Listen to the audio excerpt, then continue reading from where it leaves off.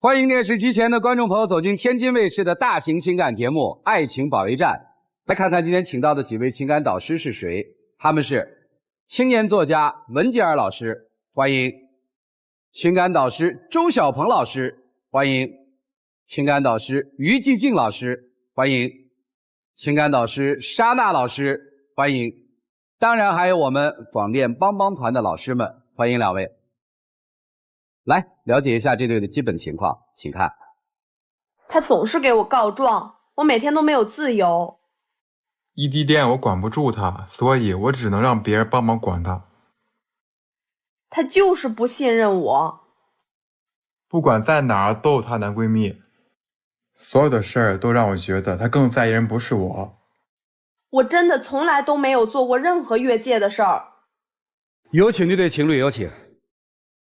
男嘉宾傅先生，23岁，来自河北实习销售；女嘉宾王女士，22岁，来自河北学生。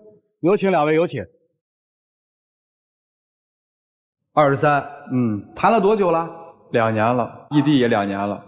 两个人怎么认识的？高中同学，大学是两个地儿。你在哪儿读大学？我在海南三亚。你呢？我在天津。坚守2年了。现在你毕业了？对。你呢？我还没毕业呢。你在哪儿工作？我现在在老家沧州。这倒离天津近了，时不常不就能来看了吗？这不应该好了吗？是这么一个道理，但是他总是还是因为原来那些事儿就跟我行，那咱说事儿吧。我为什么就特别想跟他分手，就因为他老给我告状。先是有一次我在学校里，我们一起出去玩，晚上他就给我打电话啊，几点了还不回学校？你要不回去，我就给你们学校打电话，让你们学校抓你回去。不是，说太片面了，是那么回事。有一次跟我说他晚上要跟朋友一起出去玩，打电话也不接，短信也不回，我肯定是担心你的安全问题啊。然后我就疯狂给他打电话，他当时态度特别恶劣，说你挨找找去啊，我还怕你不成，就给我撂了，他直接就不接了。然后你怎么做的？他直接给我们那学校保卫处打电话了，然后第二天导员就找我了，说什么啊你夜不归宿，你一宿舍都夜不归宿，就导致我们一个宿舍都有处分。做得好。我为什么大家给你打电话？你不心里不知道吗？不就你有前科吗？对，之前她有一个男闺蜜，根本就不是男闺蜜，背着我跟男闺蜜住一起了。什么叫住一起？那明明是我有2个天津朋友跟我一块回沧州，我就跟他们一块住外面。怎么回事呢？那个沧州那个事我来说，他有一个男性朋友，跟他玩得特别好，总是黏着他，我就特别讨厌这个人存在。当时他跟我说了，放假带他天津朋友回到沧州。我说跟谁呀？他说4个女生一起。当天晚上我也没有打扰他，我就马上刷到了他那个朋友的一个视频，露出了一个男生，就是她男闺蜜。她可没告诉我有那个男闺蜜存在。然后我当时肯定是心里特别生气，问他，我说哎你跟谁出去的？然后我女朋友可好，说就我们4个呀。我为什么不告诉你啊？我当时就那个什么，我就把那个截图发过去了，人就消失了，又跟之前一样，消息也不回，电话也不接。那我为什么这样？我就是觉得你特别扫兴，每次我只要出去玩，你就开始就因为这点事儿翻来覆去的跟我吵，有意思吗？而且那是男闺蜜吗？那是男性朋友。是你先欺骗的，你为什么要瞒着我呢？你瞒着我肯定是因为你俩有秘密瞒着我。那我为什么瞒着你啊？是因为你总是扫兴我才瞒着你。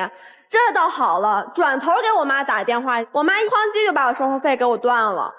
你跟一个男生住外面，我肯定会多想的。是我俩单独住吗？我肯定是会多想的。万一你俩住一起了，那么多人，我如果没发现，你就一直欺骗呗。一共5个人，一次没发现，骗第2次，骗第3次，是你先骗我的。一共5个人，你只看见我俩是吗？我这个从一个当爹的角度说一句啊，我给这个男生挑了2次大拇哥，一次是报校保卫部处分全宿舍，做得好。这女生晚上出去彻夜不归，确实违反校规校纪，不安全。我们做家长的觉得做得很好。第2个，作为一个父亲，我家闺女儿在外面读大学，回到了家里了，居然不回家住。我作为一个老父亲也深表担忧。她的男朋友把这件事情汇报给了我，我也给他点个赞，很好。作为老父亲啊，这个角度我觉得做得不错。我只想告诉你姑娘，确实这个好像不是让父母挺着急的。我不管你跟谁，我不是总这样，我们就是偶尔这件事儿就会变成习惯。接着说，就是平常放假了，回到沧州了，肯定我们俩得一起吃个饭啊，然后约个会什么的时候，男闺蜜也会跟着，特别过分。哎，你说事儿，我觉得真没人能忍受。你做的事儿不过分吗？他又一次给我妈打电话了。我有一次我从学校里我请假，我们一块儿出去玩去重庆。我说了，我说你别给我妈打电话，别给我妈打电话了。我说我们一块儿出去玩，到时候我妈又担心我们。转头我刚到机场，我妈电话来了，你没在学校干嘛去了？对啊，我花钱是让你去读书的，你拿着我给你读书的钱去重庆玩，你还不跟我说？不是，那我能不急吗？我们那是请假，我们一块儿去。什么叫一块儿去的？她跟她男闺蜜单独去的。对，就是一块儿去的呀。不就是你俩单独去找你重庆朋友去吗？我们单独去，那不也是一起玩吗？那坐个飞机就叫单独了是吗？也是没告诉我。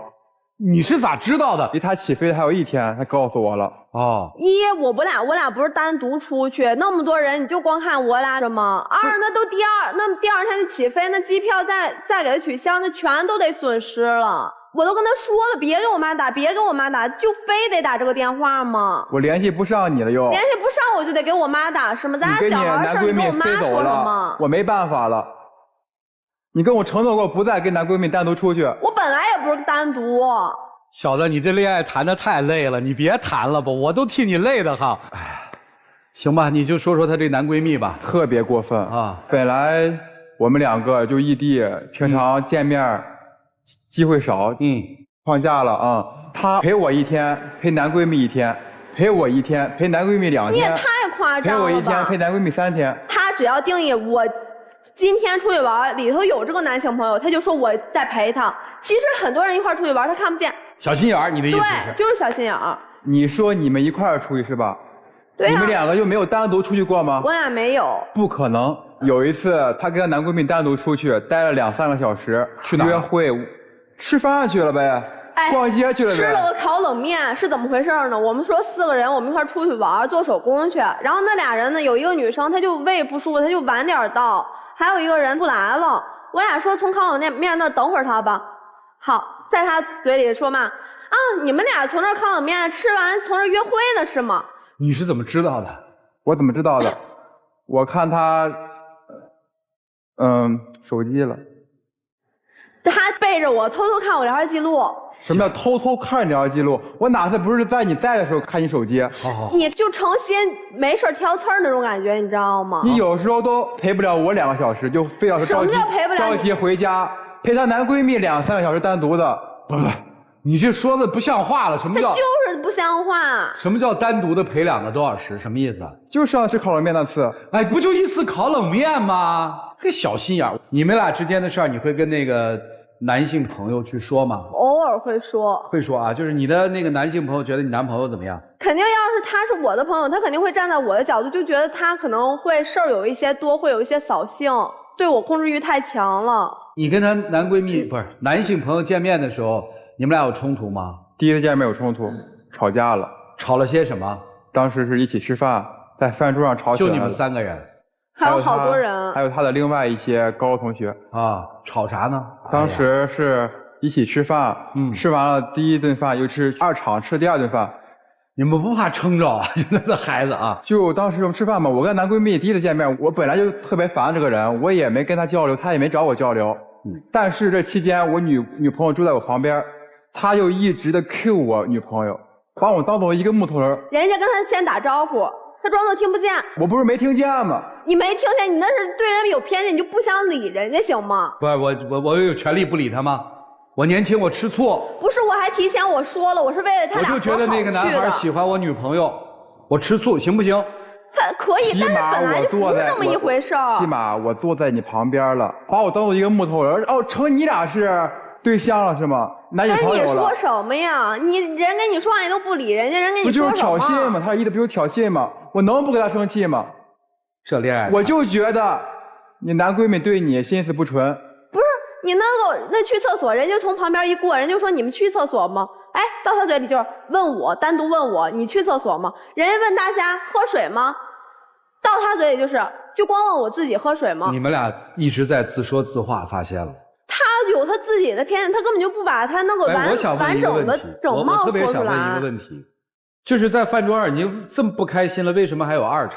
带不走啊？因为我觉得你都叫出来这么多朋友了，然后你走了你就很不礼貌。没有不礼貌，我们俩很长时间没见了，我们是恋人，我们谈恋爱。可是我把我朋友叫出来的呀，我是为了他们俩以后别这么尴尬。不是，你还居中协调这件事儿呢？对呀，那不是越调越尴尬吗？是，我觉得他总是误会人家。行，这件事儿咱就过。暑假放假回家了，正好赶上我们2个人520天纪念日，我就说想给他一个惊喜，当天嘛，我就打字跟他说，宝宝，你知道今天什么日子吗？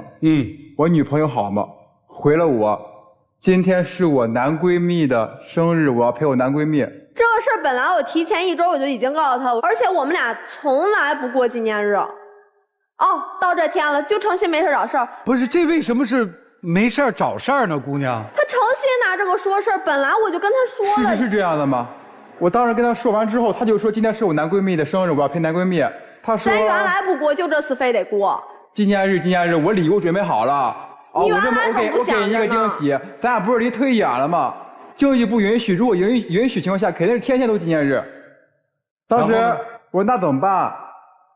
他当时说陪咱男闺蜜先去过生日，待1个小时，再过来过我俩的纪念日。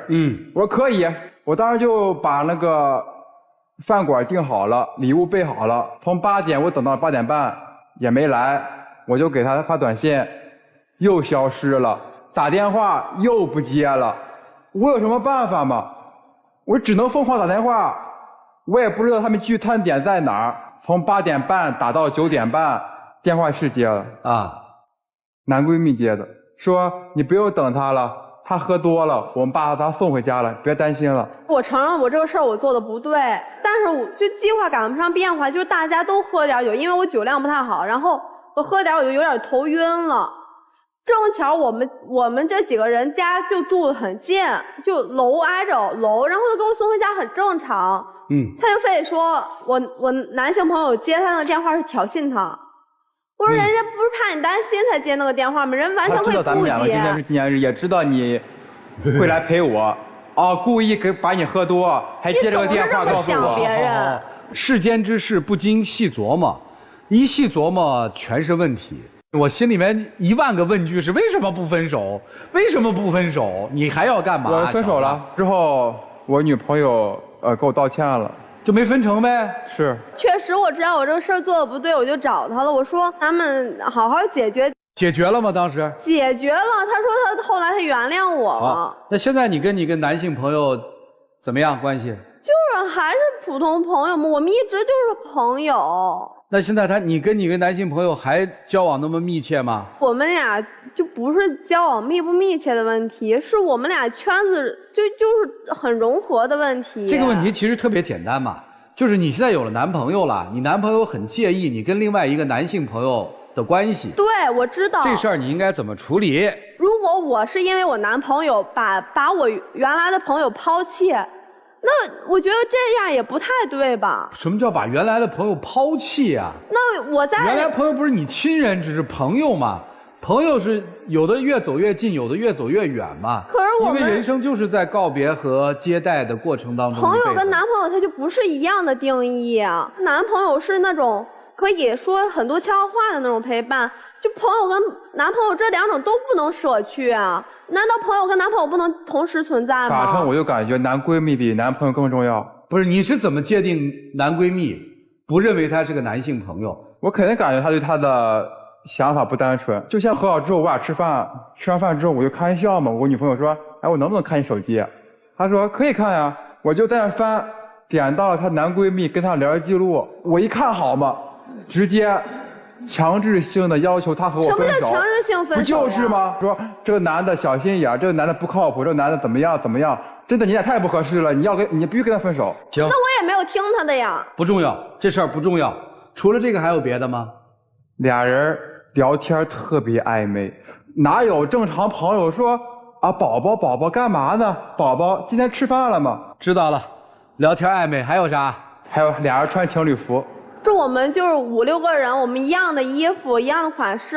你别说那么片面，人家那2个女生颜色不一样，图标不一样，她们2个颜色一样，图标一样。她还发了条朋友圈，她俩单独的合照，上面写着“拥抱未来，活在当下”，配了2个表情，一个是爱心，一个是抱抱的那种表情。她男闺蜜叫未来，你叫当下。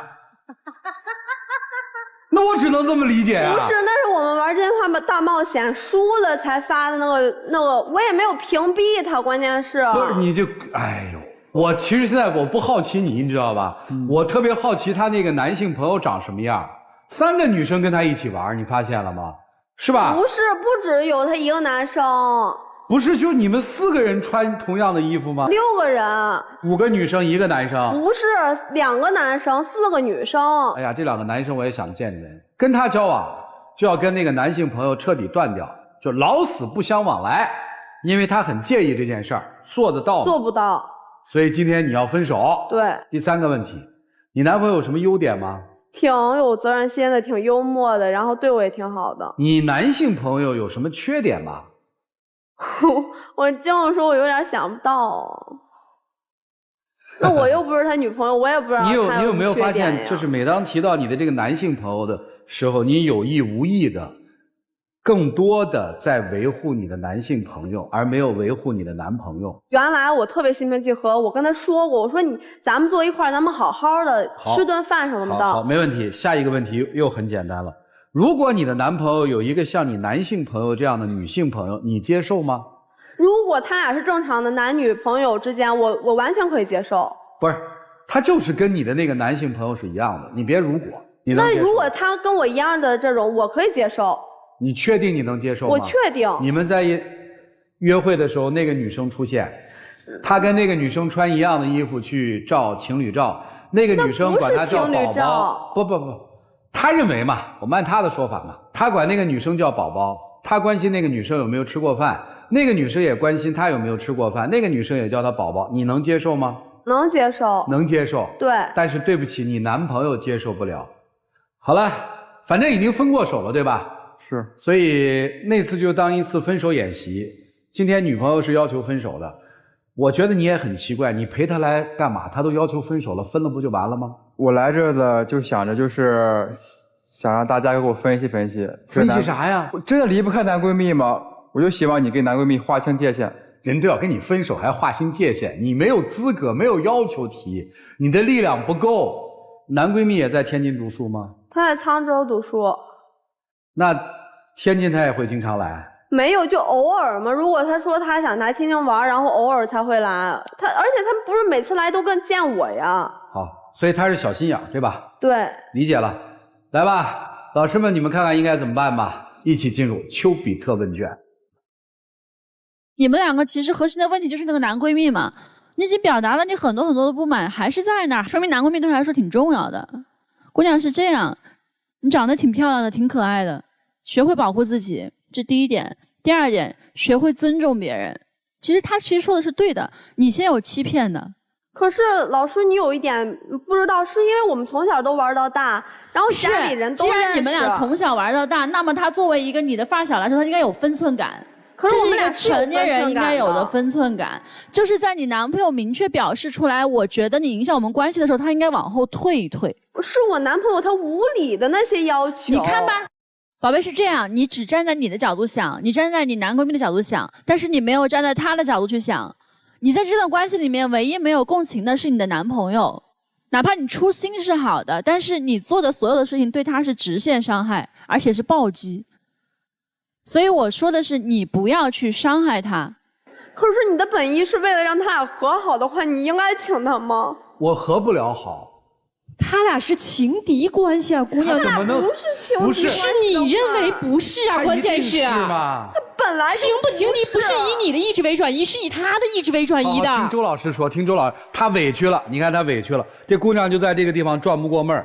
你要这儿转不过闷儿，你未来的爱情里面还要碰到大挫折。来，姑娘，你不用委屈，电视剧都看过吧？一个电视剧里边有一个女主角正在读大学，经常逃课，在外面跟别人喝酒，夜不归宿。然后经常还请假，偷偷跑到另外一个地方去玩儿。你觉得这个女主角是一个好姑娘吗？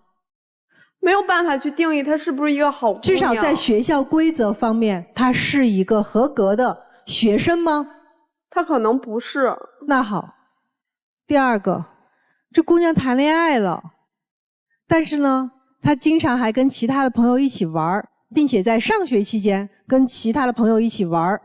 那你觉得这姑娘对吗？在上学期间跟朋友一起玩，没有冲突逃课呀？不是，那是请假出去，不是逃课。上学期间正常上课应该请假吗？今天在台上，你给我们展示出来的是一个没有规矩的姑娘。我先不管恋爱当中谁对谁错，但至少我今天听到的，你是一个在大学期间跟几个男性一起喝酒夜不归宿的姑娘。我不管她做过其他什么事没有，但至少我相信，在我们大部分人的评价当中，大家会认为这姑娘太好玩了，这姑娘很有边界感了。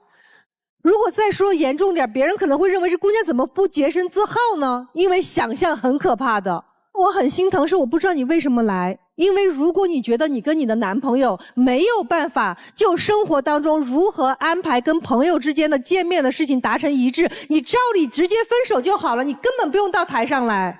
我没有说我必须要来，是我男朋友非要来。你自己可以不来，你有自己的思想，你有自己的腿，你有自己的手。就像他告诉你，我不允许你去跟这个男人在一起了，你也可以继续选择在一起啊。所以亲爱的，你们俩是情侣，但你们两个不是任何事情都可以包容的情人。情侣之间是一定有度的，我现在告诉给你，这就是一个常识。你要是不接受的话，你未来的恋爱还会碰壁。我这里面想说的话，感受一下，男朋友给你带来的快乐多，还是刚才所谓的男性朋友给你带来的快乐多？如果男朋友还没有普通朋友给自己带来的感受多，那么这段感情就没有必要了。反过来，男生你也要知道，一段感情让你谈得很歇斯底里，这段感情就已经没有了。他的界限和底线就是这个样子，每个人是不一样的。我们说了那么多是我们的底线，但是他的底线仍然在这儿。他可能有一天因为吃了亏摔了跟头，或者未来有阅历了，他会改变，那是他的事儿。所以和一个真实的人谈恋爱，合适在一起，不合适就算。另外对你来讲，你要用真实的感受去谈恋爱。如果你累了，你困了，你乏了，那就放手，他就不合适。不要和一个我认为他应该怎样的人谈恋爱，如果不那样子，我就管他，就去控制他，最后他被失去了自我，没了自由，你也失去了自我，你也没了自由。你的生活里面还有什么？你的家人呢？你的父母呢？你的兄弟姐妹呢？你都没了。所以这就是为什么我们不看好这段感情。其实姑娘，你也挺累，没必要，减少内耗，让自己心定下来，多去吸收外界的东西，兴许一些不同的观点，对你来讲可能是最有帮助的，也恰恰是你改变命运最好的机会。何尝不是呢？坚持自己对的东西，其实就是一直在坚持过去。对于年轻人而言，我们认为可能成长空间会有限，仅供参考。你看把人家姑娘给委屈的，我说说你吧，你根本不爱她，你做的那些所有的事情是赵成老师刚才说，从爹妈的角度来说感谢你，但是从男朋友角度来说，你们两个人是什么关系？你凭什么给人家他妈妈打电话？你就是以爱为名义道德绑架他。如果你发现你的女朋友是一个爱玩的女生，对不起，我不接受，我走就好了，不要回头，因为你改变不了任何人。然后我们谈恋爱的时候，我反而觉得你没有边界感，你的边界感缺失在于你肆意的去打扰他的家人，因为你现在不是他的丈夫，你就算是他的丈夫，小两口的矛盾内部解决，不要上升到爹妈。接下来姑娘，我问2个问题啊。第一个问题，你这个男闺蜜为什么不找女朋友啊？他有女朋友原来，然后分手了。为啥分的？我不知道，因为异地恋可能是。你们两个人关系这么好，他怎么可能不跟你们讲他为什么和他的女朋友分手呢？他当时想跟我讲，我说我不想听。你们两个人是那种发小，对吧？对。我也有发小，我也有男闺蜜，但是我的那个男闺蜜，在我谈恋爱的时候，他就消失了。因为他跟我说，我知道不管我是什么身份，我是个异性，我希望你好，因为你的男朋友一定会介意我的存在。我的发小也一样，逢年过节的时候，我们两家也聚，要是一起想要出去玩，一定是爸妈都在的情况下，从来不会单独约我。因为他说你有男朋友，我这个当哥的出现不合适。这叫朋友。包括我的闺蜜女性朋友们都是，谈恋爱的时候我尽量不找她，因为我知道她心思一定在她男朋友身上，我这个时候出现天天喊着她出去玩，就是我不懂事儿了。这叫朋友。姑娘，我今天只是想跟你讲明白这个定义。爱情它最可贵的地方就在于它的唯一性，一旦出现第二个人，这个世界就变挤了。所以人不能贪心。如果你想认认真真谈一段恋爱，进入一段亲密关系和感情的时候，你就要有舍有得，你一定没有那么多的时间去陪朋友啊。我最后再跟你强调一点，人如果太贪，一定会摔跟头。无论是在感情的世界里，还是在人生的过程当中，你又要学校学习，又要出去玩，又要满足那种躁动的青春，那你迟早会出事儿的。我们这些所有的人都是希望你能顺顺当当的，好吧？就这样。来，帮帮团的老师们，一个23，一个22，咱们这精力就非得都放在这儿吗？就是一上场就在矫情这些事儿。如果再过2年要面临毕业，要面临就业，你们再回头想一想，你不觉得今天的烦恼这些事儿很可笑吗？这才是最简单的一件事儿。你们现在应该的是强大自己，好好学习，好吗？我希望你们都能有美好的人生跟未来，谢谢。谈恋爱呢，边界感非常重要。那我给你2个字，就是避嫌。不要打着说男闺蜜、男性朋友从小一起玩到大的，去做一些让你男朋友恶心的事儿。如果说你没有起码的边界感，你就不要怪别人对你的猜忌和疑神疑鬼。我可以以信任之心不限制你的自由，但是也请你以珍惜之心不要滥用你的自由。从今开始，我希望姑娘你重新审视一下你的这个边界感，好好生活，好好恋爱吧。谢老师，一起进入会生活选广电真情60秒。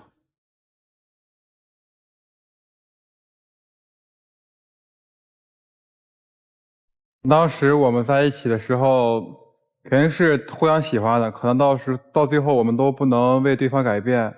我觉得还是先尊重自己吧，先爱自己，不能违背自己的想法去为对方改变。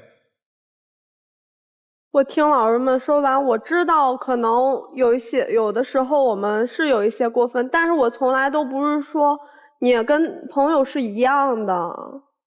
但是如果咱们俩分开，我也会祝你幸福的。我希望咱们可以，就是不是因为这种事情分开，而是因为咱们俩对对方不喜欢的分开。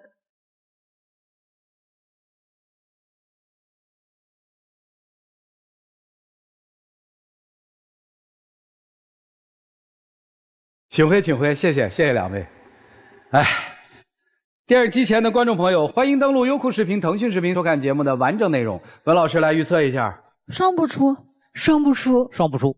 我咋觉得会双出呢？看结局，请开门。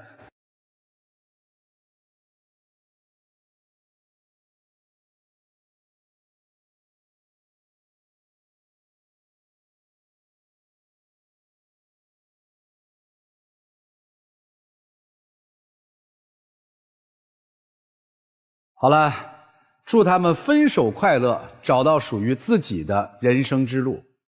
来了解下一对嘉宾的基本情况，请看。我们交往已经1年多了，刚在一起时有多甜蜜，现在就有多冷淡。我的落差感特别强，这半年他变得越来越强势，不光每天要监视我的一举一动，还总是贬低我的工作，对我越来越没有耐心，还总是冷暴力我。我不知道他是不是已经不爱我了。如果和我在一起对他来说是一种煎熬，那我们还有什么在一起的必要呢？有请这对情侣，有请。男嘉宾小陈26岁，来自湖北；女嘉宾小廖25岁，来自湖北，模特。有请两位，有请。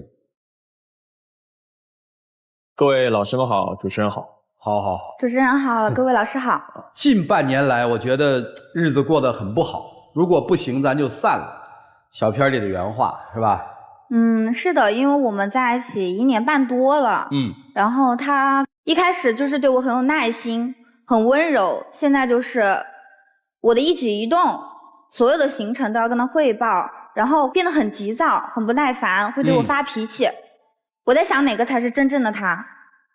都是吧。我们现在是2022年相识的嘛，然后在一起也有1年半左右的时间了。因为我是之前跟他从事是一个行业，然后慢慢的呢，我转变到了另一个行业，就是我转行了。你现在做什么？我现在做的就是类似于就是数字传媒、活动策划，然后我可能工作平时会有一些应酬啊，比较忙，所以他就觉得我可能没有以前有耐心了吧。然后你像他刚刚说，就说我老是可能有点在监控他什么的，就是也是因为有一次事情，是有一次出去吃饭，他也没有说是跟异性朋友或者是同性朋友。我说那您到了之后，那你给我拍个东西，我看一下，我确认你的安全嘛。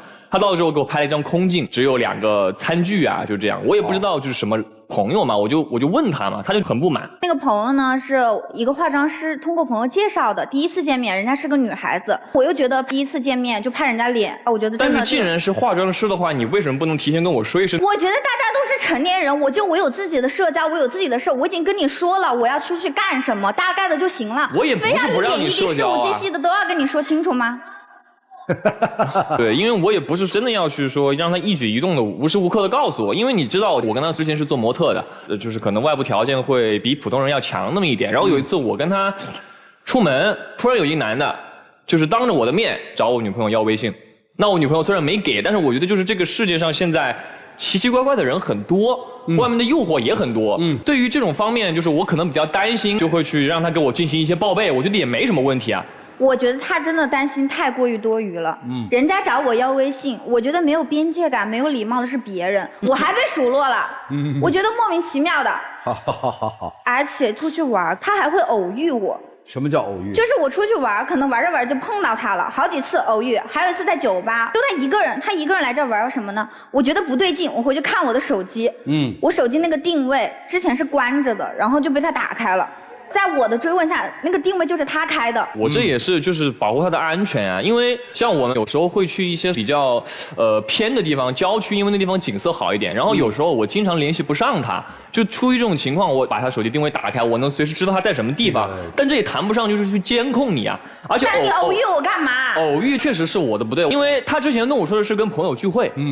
我说吃个饭，你吃着你吃到酒吧去了，那我肯定会担心的。那结果一去，虽然说都是他同事，但是他这个事情他又没有说，这就结合到刚才我说那个没报备的事情，就是我就没有安全感啊。反正这个人做一件事儿总是有道理的，对啊。吧？还有一次事件，我觉得这个事儿可能大家都能共情，就是有一次他说他有一个朋友从国外回来嘛，他们要一起吃饭，我说 OK 呀，结果。回来之后，他拿了一束玫瑰花。同性之间不可能你说去送玫瑰花吧？那肯定是异性啊。这个分析的比较有道理。结果在我的反复逼问下，他跟我说是他的前男友，你还把前男友送你的花拿回家，你这是什么？我当时不是跟你解释了吗？他喊我出去是因为之前工作上有笔款没给我，他喊我出去之后送了我一束花，我也没想到不是因为工作的理由啊。我们谈了1年半，你突然杀回来，你跟我说你有经济问题，结果你跟我说最后还是因为你前男友想你了，这合理吗？你把花带回来，这合理吗？不是，我这好奇问一句啊。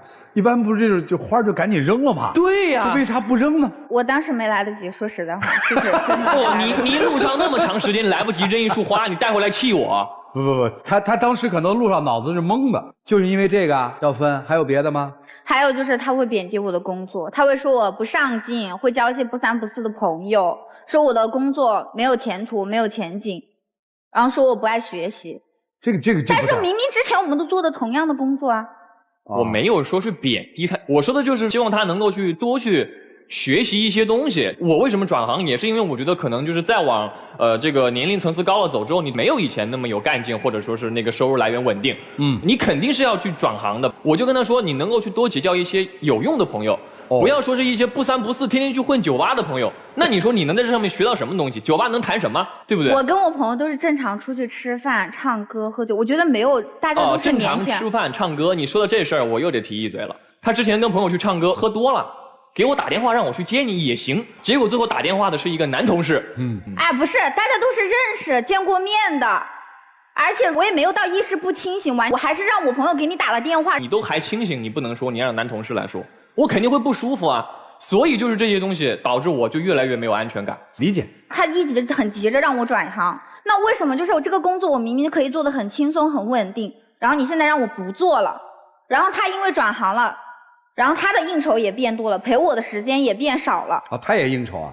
对啊，他也应酬。我真的，我有那个聊天记录啊，主持人可以帮我放一下吗？你私截的他的记录。我们能放吗？能放啊，这得听你的啊。我觉得能放，我觉得太能放了。那我们现在就放，你同意了我们就放。哪个是他呀？蓝色字的。就我觉得这个很正常啊。咋了？我们应该算是朋友了吧？最近新上的那几部电影都还挺不错的，我觉得可以看一下。小姐姐声音很嗲哦，人家不是拒绝了吗？哎，这不是挺好吗？不，他不能从一开始拒绝别人吗？还跟人家拉扯这么长？我都说了，我现在做的是活动策划，这是跟我活动做的一个认识的人，要互相扩展圈子和人脉。你哪有那么多圈子要扩展啊？我做这一行，我不去拓展人脉，你这个有点无理取闹了，对不对？他男生我看一直在拒绝，对吧？对，而且说了自己有女朋友，也说了，他最后才说的呀。他从一开始感觉不到吗？我说了，这是活动策划的时候互相认识的一个女孩。我上面也说了，有活动咱们一起互相推一推，做大做强。对不对？就表情我都发了，都很正常。那么绿茶声你听不出来啊？我听出来了呀，所以我拒绝了呀。我还把你带上来，我说下次咱们可以一起去看。谁让你带了？我要去吗？不是你这就，我认为拿出了一个什么证据来？结果这个证据是证明说她男朋友对她一心一意。对呀，我确实是，就是真的就是，所以也是之前我跟她说的一样，可能外面也有人在勾搭她，但是她可能也没有做很多过分的事情。别人勾搭我，连人家微信都没有加呀。你还对我发脾气，每天还要监视我啊！我一说你，我一问你出去应酬啊，不，你别管，我要出去应酬了，我要出去工作了。姑娘，这个咱这事儿就过了吧，在证据方面确实有点欠缺。还有别的让你想分开吗？觉得压抑的啊？就是刚在一起的时候，因为工作，然后我的指甲就翻了，然后当时他知道这个事情之后，就立马打车来医院找我。现在就是我让他陪我去做个指甲，可能就2、3个小时的事情。坐在那个美甲店就开始不耐烦，开始说我。他平常也很爱打游戏啊，打完游戏还想在里面充值。男生打游戏不是很正常吗？而且我本来工作现在就很累，而且我也不怎么抽烟喝酒。那我回家我就想放假的时候打个游戏放松一下，这是我们男人的一个放松的一个方式，仅此而已。而且你去做美甲，因为你自己也说你指甲老翻，你指甲比较薄，你还老去做那种很长的指甲。那我不说2句，我说你2句，你也不耐烦。那你可以不去啊，你去了你又在那儿叨叨什么呀？我不去，你又要说我不陪你。你应酬就有理，你出去喝酒都是理所应当，然后我出去就不行。你跟朋友就是我都是为了工作我才出去喝酒啊，谁喜欢喝酒啊？你落入他的逻辑陷阱里了，你这提问不对。你的核心是说你人是陪我了，但是你的心在不在呀？我说了这种是无效陪伴。他说那我去了干嘛？就是盯着你看是吧？那什么是有效陪伴呢？这就像你说的，那我在你旁边，我做自己的事情，我不也在你旁边吗？那你说什么？你在那还不是打游戏啊？那我干嘛呢？你做美甲，我在旁边夸你美甲好看。那我之前手受伤，每天换药你都能。我是陪你啊，你换药我还有的说。那你之前不说，你现在就在这开始叨叨了。你换药我能说，你做美甲我能说啥？你把美甲换一下。那你就不要说我呀，不要练到我啊！每次哪有那么多怨言呢？做什么都是错的，工作也不行，这也不行，那也不行。我没有否认你。那你跟我在一起干嘛呀？这事儿咱给他记上了啊。还有别的吗？还有他以前出差嘛，间隙都会给我打电话发消息。然后呢，他现在就是一出去就是我要忙，然后我就给他发消息打电话，然后他就把我拉黑了。到晚上跟我说一句要分手，他说了好几次要分手了。那每次那分手又对你来说那么轻易说出口吗？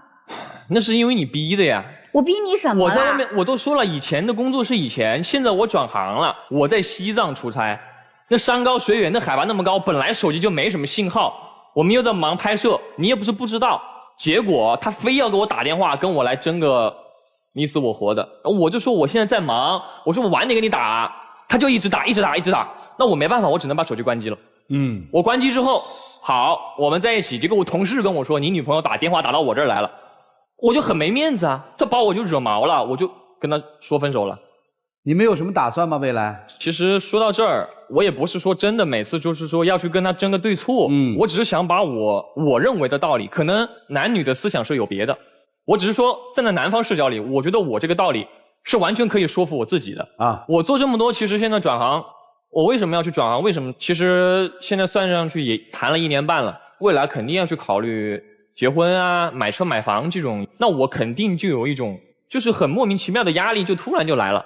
然后我就想着，为什么转行？为什么我这样后期能多陪陪他？因为前期真的我要到处跑应酬啊、结交人脉啊什么的，才能够后续我跑得顺一点。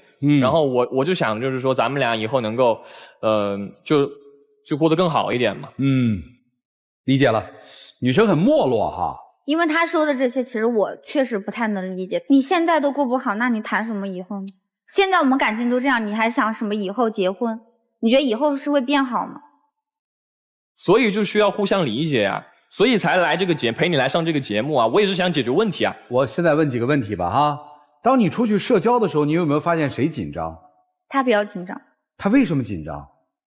我觉得是他不够自信。错了，是因为你有了你自己的生活圈子，你的所有关注点不在他的身上。同理，为什么他出个差什么的，你紧张？可能我也是紧张他，但是我内心也有一点不服气吧。同理，他那个时候是有光彩的，是吸引的。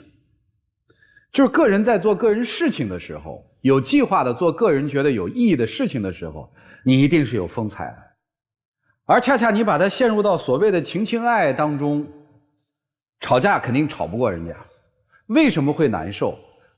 你都是正确的，你都是对的，你逻辑说的我们都认同，但是我就是觉得不舒服了。我这个不舒服是真实存在还是假性存在？应该是真的，我觉得应该是真的。所以现在的课题就是摆在这儿了嘛。跟你交往的这个女性，她自己觉得跟你交往她不舒服了，她感觉到被你限制了，被你贬低了，或者说她觉得你可能想控制她。他不舒服，这个感受是真的吧？所以我想这是他今天来的一个最核心的一个东西，就是他感觉到我在这个交往过程当中我不舒服了。我没有说你做的对还是错，你发现了吗？而是他真的不舒服。男生可能对这个关系的感受也是不太好的，也没有以前那么好，对吧？其实今天来的问题就很简单嘛，我们要不要调整？如果调整，怎么调整？还是说已经不可调和了？听听老师们的意见。让我们一起进入丘比特问卷。如果我是你的话啊，我可能会先戒断他一段时间。晾他的这段时间里面，其实你是要恢复一个你自己的理智。我觉得你现在真正需要提升的，第一个是你自我情绪管理的能力，第二个是自我独立的一个意识。其实25岁的开始，女孩要学会一件事情，就是你要享受孤独。你要开始学会自己独立的去处理很多事情，并且在你自己处理这个事情的过程中找到快乐。你要开始因为你自己的生活，而不是依附于谁的生活，而开始有喜悦感。这种喜悦感未来能够帮助你去面对人生的很多困境。你要确立的、自主的、有意识的知道，我现在在做什么，我要做到什么，我一开始为什么出发。这个我觉得也很重要，就是你要培养你自己享受你做的每一个决定的过程。发泄情绪永远是女孩很弱很弱的一种情感表达方式。你就告诉她，我不高兴了，为什么？你先戒断他一下，你不要总是以你过去的相处模式和思维模式去思考你们这段关系。我相信你是个有智慧的女生，你会被他带着跑，是因为你太在意了。你去提高自己的学历，你去多读书，你去感受这个世界的美好，你给他点时间让他去成长，他不会跑。你自己成长了，你闪闪发光了，他依然还在你身边。记住这4个字，不怕失去，你才不会失去他。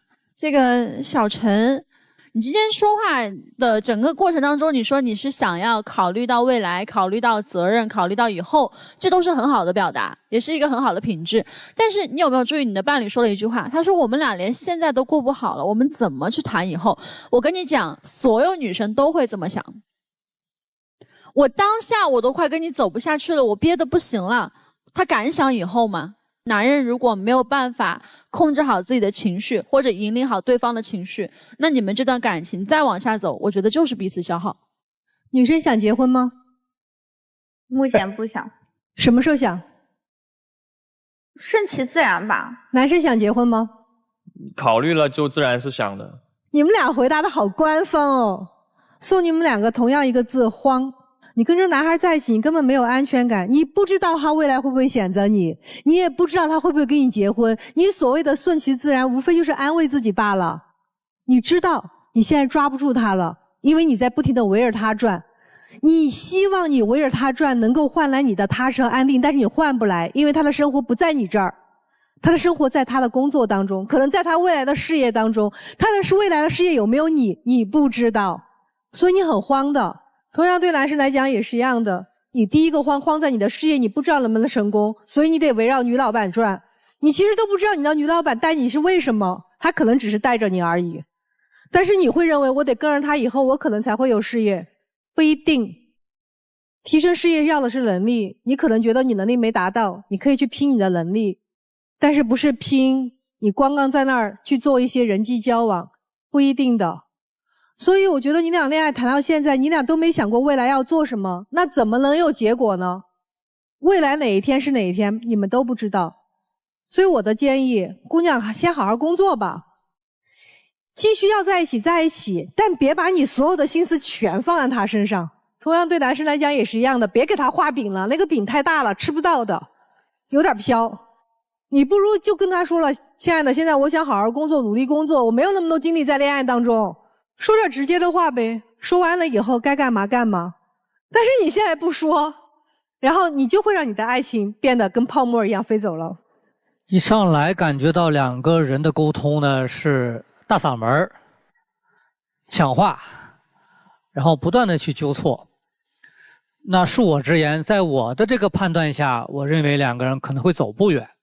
家是心安放的地方。其实这个心呢是蛮脆弱的，他拒绝一切暴力，包括语言的攻击，包括彼此的对抗，这个心就碎了。其实最好的伴侣是情绪稳定，不管你说的对还是不对，我听你把话说完，稍稍转变一下这个思维模式和相处模式。我也不认为两个人真的不可救药，相爱容易相处难，但不管怎么样，这是爱情的两个阶段。相爱其实很容易，喜欢就够了，别的可能就次要。那么相处的关键又是什么呢？我认为是容错。其实每个人都有自己的观点，也都有自己的问题，如果一直要揪下去的话是揪不完的。然后我们不去纠错，就是我们常说的要彼此包容。如果我们能够有这种容错的心理，那我们对那个错就不会浪费更多的精力和时间。然后呢，我们听一听周老师，包括文老师，还有更多老师，他说的哪句话有道理，那今天我就进步了。但纠错其实不会让自己进步的，只不过是一个强化。即使你对了又能如何呢？所以有的时候呢，容错是一个能够让我们往前看，能够让我们心态平和，把日子走得更远的一种品质。恋爱啊，本身就是一个走下坡路的过程。在这个男生跟你表白、确立关系的那一天，就是你们恋爱的高光时刻。然后之后的每一天的过程，他就是在走下坡路。而对于女生来说，可能她的热情会随着恋爱的时间拉长越来越高，这就是男生和女生的不同。所以，在所有的恋爱当中，姑娘们就要降低期望值。女生在恋爱当中的独立，会让你保有神秘感和新鲜感。谈恋爱这件事儿，它只是在你们生活当中一部分相交，而其实大部分的时间都是自己的。这样这个恋爱才能长久下去。这是我给你的一个建议，降低期望值。给男生的建议就是，你咋老那么有理呢？别说他觉得你瞧不起他，我都觉得你瞧不起他。你就是那个典型的说教式男友，然后还胡说八道。很多的时候，其实你直接说出来就好。什么啊，我担心你的安全，你就担心他跟别的男人跑了，不就完了吗？你说宝贝，我害怕失去你，也比你说那句什么我担心你的安全要能更让他暖心。如果你真的是担心他的安全，开定位这件事为什么要偷偷摸摸的呢？还来偶遇？所以你很多的都是站不住脚的胡说八道，然后也会让他在这个感情当中就会觉得他总是没理的，因为你的事儿都是偷摸着干的，他当然没理了。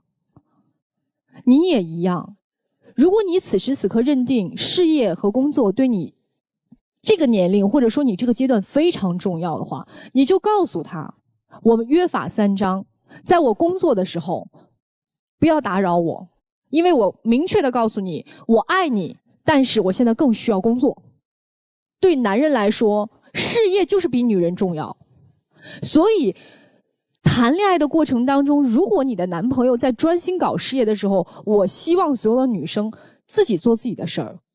如果你接受不了的话，那你就一直去寻找新鲜感就好了。因为对一个男人来说，他搞事业的时候，他一定那个时候需要全情投入。你没有办法理解，或者说你面对不了、接受不了的话，你就选择走。这就是一个聪明的女孩。终其一生，人到最后都是跟自己过。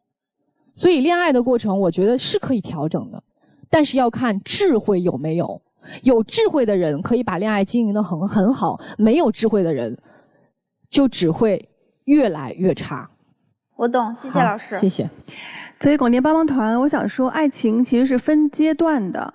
你们已经从寻找爱情到现在过渡到要寻找面包的这个阶段了，所以我觉得这个阶段可能更需要的是两个人的理解和包容。女生，我觉得你不妨去试着去提高自己，充实自己。咱们不是说要追上他的脚步，但是两个人要齐头并进。所以我觉得女生，你把自己做的充实、强大一点，可能到时候放心不下就是他了，而不是你，好吗？作为广电帮帮团，我帮一下这个女孩子吧。送你一句话：提高认知，认知的高度决定人生的态度。因为在生活中，一个认知高的人，他是通透明事理的；认知低的人，他是糊涂没主张的。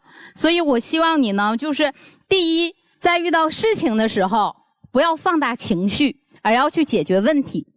第二呢，就是合理的评估一下自己的优势和能力，好好规划你的人生，努力的去工作，干就完了。因为懂得多才能看得远。我们其实在人生当中没有那么重要，爱情这件事儿，它是一个终其一生的事儿。就记住，设立底线，开心就好，其他的就不重要了。一起进入会生活选广电真情60秒。我觉得我们谈了这么久吧，就是像今天老师说的，就是可能我的重心太过于放在你身上了，就是每个老师跟我说的我都挺有感触的，我觉得他们也是真心实意的在劝我，但是我确实跟你在一起之后，可能就是重心越来越在你身上，然后想就是过少的关注自己了，也很担忧我们的未来。我就想就是说你变得稍微有耐心一点，就不要像以前那么急那么暴躁。确实，刚才听了几位老师，包括主持人给了几句忠告啊，我觉得自己确实有一点点太把自己当回事儿了，就是一开始其实确实挺不要脸，后来慢慢要面子，我觉得这个是自己的问题吧。但是我其实现在确实还比较喜欢把重心放在工作上，还是希望你能够多点理解，希望多点包容吧，互相彼此包容。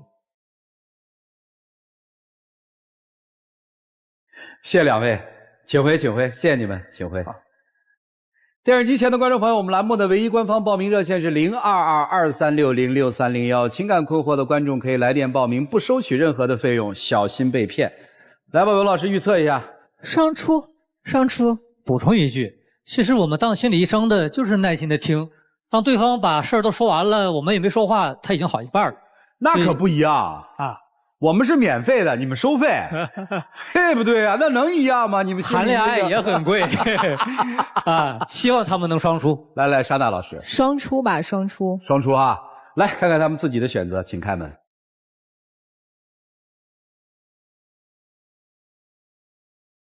啊，这没想到，没让他离开，是让他好好谈着，然后自己做自个儿事儿。在不同的阶段，就好多女生要那种恋爱，就是轰轰烈烈的，各种作，各种情绪满足，其实那反而是幼稚的。但是你也得反思一下了，没啥，我倒觉得有什么要跟他说的吗？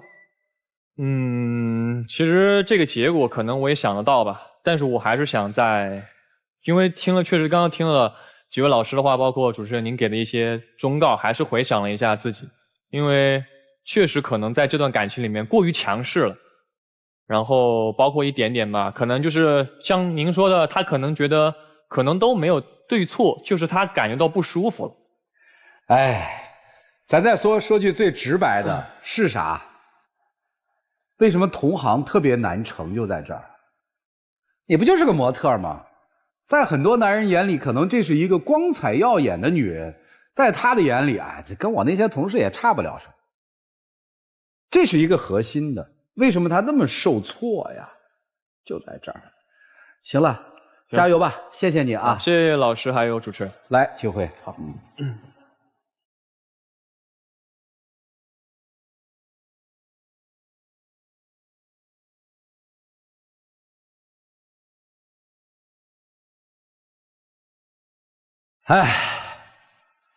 想撮合没撮合成，没成就没成吧。还是那句话嘛，他们开心就好。如果一段感情让感情当中的2个人都负重前行，多累的！也要感谢电视机前观众朋友的收看和陪伴，我们下期节目再见，谢谢大家。